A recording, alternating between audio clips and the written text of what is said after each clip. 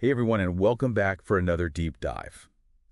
Today we're going to be looking at some trends that are honestly pretty thought-provoking, and some of this stuff is going to be a little bit, well, kind of disturbing, to be honest. Oh, I agree. We're going to be starting with this interview that Candace Owens did with this OnlyFans model, Lily Phillips. But we're not just going to be, talking about that. We're going to be going way deeper Absolutely. and talking about all this fascination with notoriety, how it seems like, the lines of morality are getting blurred, what's going on with families, and the influence of, well, just social media in general. Yeah, that's a great overview. And you know what's so fascinating is how all of these themes are actually really intertwined. It's like they feed into each other and they impact us all individually and as a society as a whole. Absolutely. So let's start with this whole idea of notoriety. I mean, it's everywhere, right? This hunger for fame, even if it's for all the wrong reasons. What do you think it is about notoriety that we're so obsessed with these days? Well, I think it really taps into something that's just fundamentally human. We all have this deep-seated need for recognition, this desire to feel like our lives matter, like we're leaving some kind of mark on the world. Totally. Like, think about Guinness World Records. I mean, those people, they don't even get paid by Guinness, right? Right. They're literally just doing it for bragging rights. Yeah. And some of those records, they're so bizarre. We're talking like Tyler Phillips, who pogo-sticked over 5 cars. Zhang Xuan pulled a car 50 meters, but he was walking on his hands. And then there's Lee Redmond, who, get this, grew her fingernails to 28 feet long. It's like, what drives people to these lengths? It's wild, isn't it? Yeah. And while those are some extreme examples, I think they actually illustrate this universal truth about human nature that we all crave to be seen, we want to stand out, we want to be remembered. But in today's world where everyone's vying for attention online, it seems like people are willing to go further and further, push those boundaries just to get noticed. And that kind of leads us right to Lily Phillips. She's a 23-year-old OnlyFans model, and she's set her sights on, well, breaking the record for, let's just say, the most partners in a 24-hour period. It's pretty shocking, to be honest. Yeah, it's a goal that's fraught with so much potential danger, both physically and emotionally. Yeah, for sure. And it gets even more disturbing when you hear that the current record is held by Lisa Sparks, who had encounters with 919 men in a single day at this, event they had in Warsaw. Yeah. And you know what? Later on, she actually said that this was the one thing she regretted most in her entire adult film career. That says something, don't you think? Absolutely. It really does. I mean, it makes you think about the immense pressures that exist within that industry and how susceptible individuals can be to exploitation. Yeah. And can you imagine the logistics of what Phillips is trying to do? We're talking a new encounter every 86.4 seconds for a full 24 hours. Oh, and that includes bathroom breaks, by the way. I mean, it's just mind-blowing. And honestly, it feels dehumanizing. I completely agree. The whole focus seems to be on breaking a record, on pushing boundaries just for the sake of notoriety, but it's like, at what cost? Right. We're talking about a real person here. Right. Yeah. There are real consequences to these kinds of actions. And you see a little bit of that in this clip where she did like a test run with 100 men. Yeah. And she has this breakdown. She gets completely overwhelmed emotionally. Right. It's tough to watch, honestly, especially because the documentary maker almost seems more interested in the spectacle of it all than her well-being. Yeah, it raises a lot of questions about the ethics of how the media portrays these situations, Are they exploiting vulnerable people who are just seeking fame no matter the cost? And a slippery slope, for sure. Yeah. And here's the thing. Phillips says it's not about the money. She claims it's all about freedom and giving back to her fans. Does that ring true to you? That's where things get really complicated because it's this narrative that's so common these days, right? The pursuit of individual freedom being used to justify all kinds of behavior. But what does freedom really mean? And are there hidden costs that we're not acknowledging? Right, and Owens calls her out on that, saying that Phillips is selling a fantasy, both to herself and her audience. Phillips talks about being her own boss, setting her own hours, not being trapped in a 9-to-5. But isn't that still tied to money? It seems kind of contradictory. It's interesting how she keeps coming back to financial independence as this ultimate symbol of her freedom. Yeah. It's like she's trying to convince herself that it's not about the money, but then her own words reveal a deeper truth. Money, in this context, seems inextricably linked to the type of freedom she's chasing. And she even says that she could be making $20,000 a month on OnlyFans without doing any of this extreme stuff. So clearly, there's something else driving her. Absolutely. It's like the allure of breaking a world record, the potential for going viral and having millions of people see you that seems to outweigh any rational consideration of the risks involved. Yeah. It really makes you think about how obsessed our culture is with notoriety and what people are willing to do for just a few minutes of fame. Okay, so this is where it gets even more complicated. It turns out that Phillips's mother actually manages all of her finances. And Owens straight up calls this abuse. She has no loving mother would allow their child to be exploited like this. What are your thoughts on that? Well, I think that brings up a much bigger conversation about the evolving roles of parents. Like, are the lines between parent and friend getting blurred? Are we losing sight of those boundaries that are so crucial for healthy development, especially in a culture that often puts individual expression above everything else? Ken Phillips defends her parents, saying they're just liberal and supportive, but Owens doesn't let her off the hook. Right. She says that normalizing this type of behavior sets a dangerous precedent for future generations. It's a pretty bold statement. It is. It really begs the question, if parents are just passive bystanders when their children are making potentially harmful or exploitive choices, then what does that say about our values as a society? Are we really prioritizing freedom at the expense of responsibility and well-being? It's a conversation we need to be having. For sure. And Owens ties this back to the sexual revolution. Yeah. She suggests that we've created a culture where promiscuity is almost celebrated and traditional morals are seen as, like, outdated and restrictive.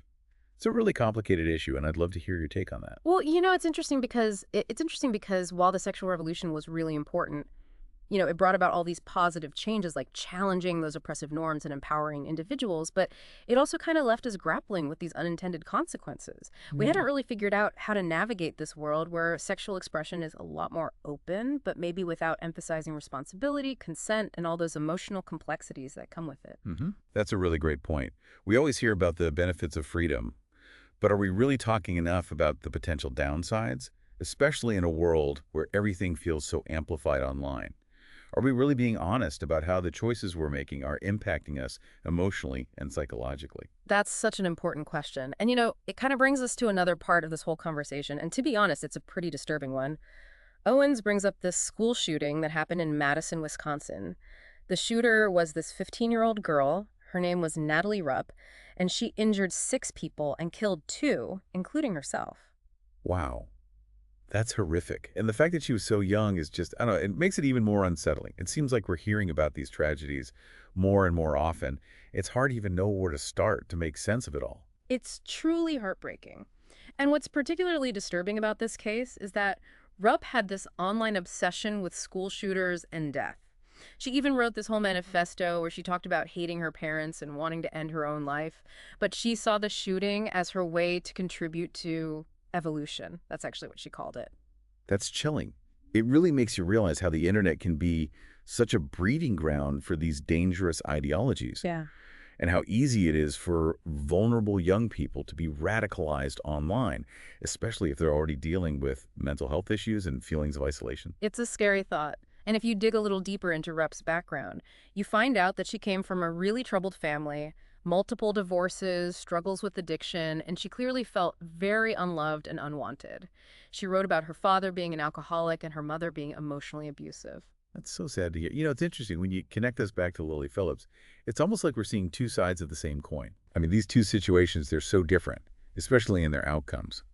But it feels like they both stem from a similar place, like this desperate need for validation and belonging, but they're taking completely opposite paths to try to get there.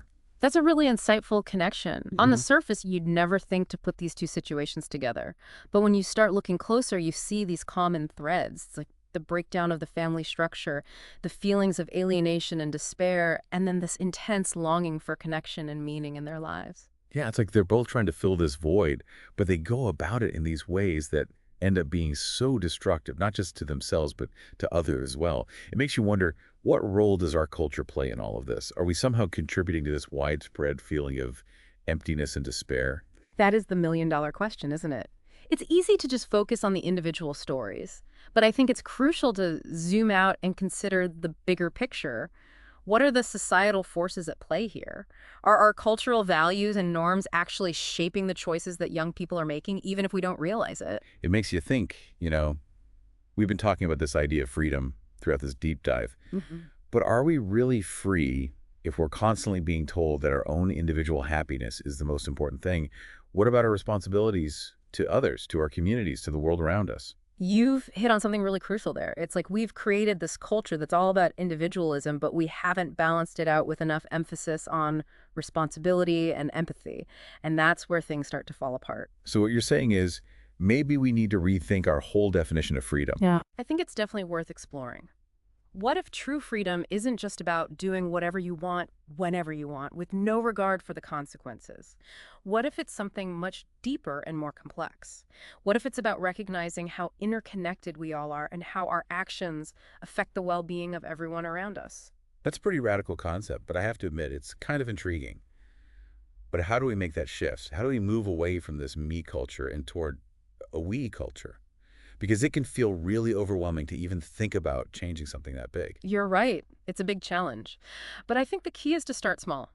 Focus on the things that you can control. And be patient with yourself and the process. It's not going to happen overnight. So what are some practical things that people can do to start shifting their thinking and behavior? Give us something concrete to work with. Well, one really great place to start is by being more aware of the messages you're taking in and the messages you're putting out there, both in the real world and online.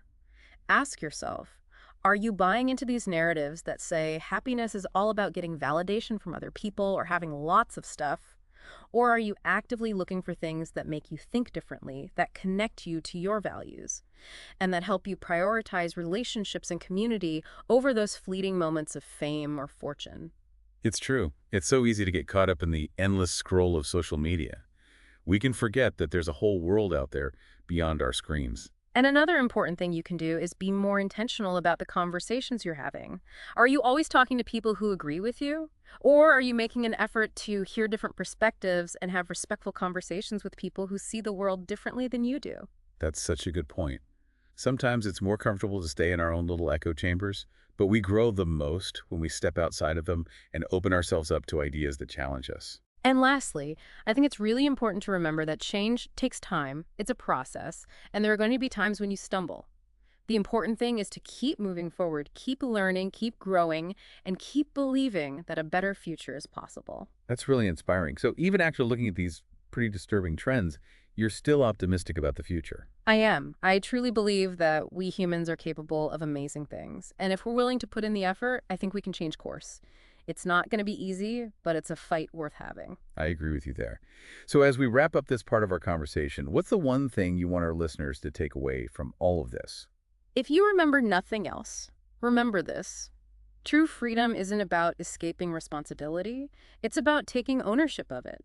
It's realizing that every choice you make has consequences. And those consequences affect not only you, but also the people around you and the world as a whole. It's understanding that we are all interconnected, that even the smallest actions can help create a world that is more just, more compassionate, and more fulfilling for everyone. That is such a powerful message. And it seems like the perfect transition to the next part of our conversation, where we can dive into some solutions and talk about how to put all of this into action. So we've covered a lot of ground in this deep dive. We went from the interesting world of OnlyFans and Guinness World Records to these really serious issues like school shootings and how families are changing, in our digital age. It's been, well, it's been quite a ride, honestly. Yeah, no kidding. And I think what's really interesting is how it all kind of connects, It's like these things that seem so separate on the surface, they actually show us these bigger shifts that are happening in society, and they reveal these patterns that we wouldn't see if we weren't really looking for them. We're like peeling back layers of an onion. Exactly. With every layer we peel back, we uncover more and more complexity and all this nuance. And one of the big things we've been talking about this whole time is, well, the idea of freedom, right? What does it actually mean? What does it cost? And is pursuing this individual freedom, is that always a good thing?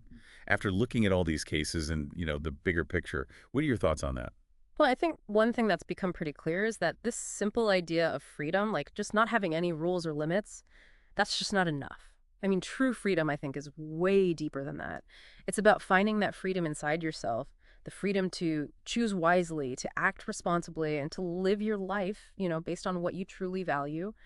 And it's about realizing that real happiness and fulfillment, they don't come from chasing pleasure or trying to impress other people. They come from doing something that's bigger than yourself, from making real connections with other people, and from making the world a better place. I love that. That's a really great way to think about it. And it feels especially relevant now. I mean, think about all the messages we get telling us that our own happiness should be our top priority, you know? Exactly. And I think that's where we get off track sometimes, when we forget that we're all connected, when we lose sight of the fact that what we do has consequences, and not just for us, but for everyone else too. I mean, that's how we end up with a world that's so divided and lonely, and honestly, a world that's just not sustainable.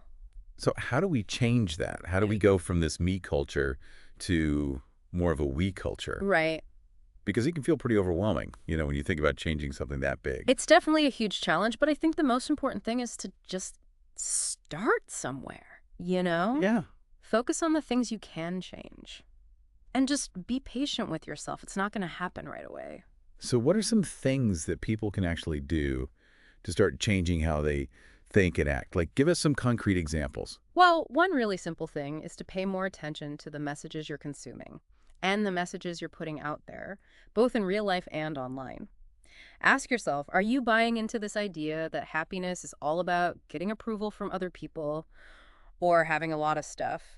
Or are you looking for things that challenge you to think differently, to connect with what you truly believe in, and to put relationships and your community first? Those are the things that matter more than fame or fortune, those things that come and go so quickly. It's true. It's so easy to get sucked into that constant scrolling on social media. We forget that there's this whole world happening outside of our phones. Right. Another thing you can do is be more thoughtful about the conversations you're having. Are you only surrounding yourself with people who agree with you all the time? Or are you trying to hear different points of view? Are you actually having conversations with people who see the world in a different way? It is a lot easier to just stay in our own little bubbles where everyone thinks the same way. But I think you're right. We grow the most when we get outside of that and to hear things that challenge us a little bit. Yeah. And one last thing I'd say is don't forget that change takes time. It doesn't happen overnight. It's a process. And you're going to mess up sometimes. That's okay. The important thing is to keep going, keep learning, keep growing, and don't stop believing that things can get better. That's really inspiring, I think. So even after all this heavy stuff we've talked about today, you're still optimistic about the future. Yeah, I am. I really believe that we humans are capable of amazing things, and I'm hopeful that if we all put in the effort, we can actually change things for the better. It's not going to be easy, but I think it's a fight worth having. I agree with you on that. So to wrap up this whole deep dive, what's the one thing you want our listeners to walk away with today? If you only remember one thing from our conversation today, let it be this. Real freedom isn't about running away from responsibility, it's about owning it. It's about realizing that your choices matter, and they affect not just you, but everyone around you and the whole world, really. It's about understanding that we're all part of this bigger thing, and even those little things we do every day, they can help make the world a better place. A world that's fairer, kinder, and where everyone has a chance to truly thrive. I love that. That's a beautiful message. And on that note, I think it's time for us to wrap up. Yeah. To everyone listening, we hope you'll think about what we've talked about today and, what can you do to make a difference? Start small, focus on what you can control, and don't underestimate the power of your actions. We believe in you, and we believe in the power of people coming together to create a future that we can all be proud of. Thanks for joining us on this deep dive, everyone. Until next time.